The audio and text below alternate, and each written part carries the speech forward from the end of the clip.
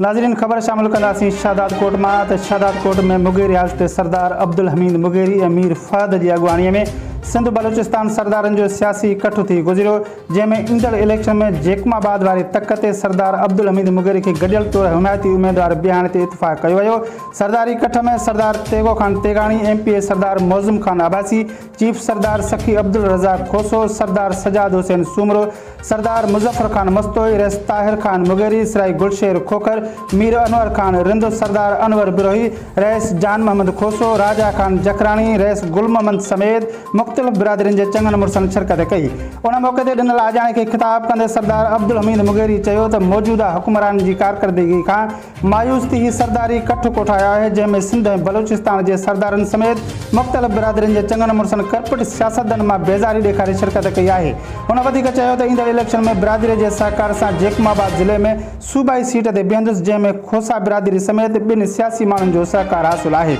मुंहिंजी हुकूमती धुर सां तालुक़ु नाहे, न ई उन सां इतिहाद करण जो को इरादो आहे, छो त हुकूमती धुर अवाम जे हक़नि ते धाड़ो हणी हक़ गज़ब कया आहिनि। जेकमाबाद ज़िले जे सूबाई सीट ते जखराणी तोणे अबड़ा बिरादरी सां मुक़ाबले लाइ तयारु आहियां ऐं ईंदड़ इलेक्शन में मैदान ख़ाली न छॾिबो। आख़िर में तक़रीब में आयल सरदारनि खे सिंध जी सकाफ़त अजरक ओढ़ाया विया।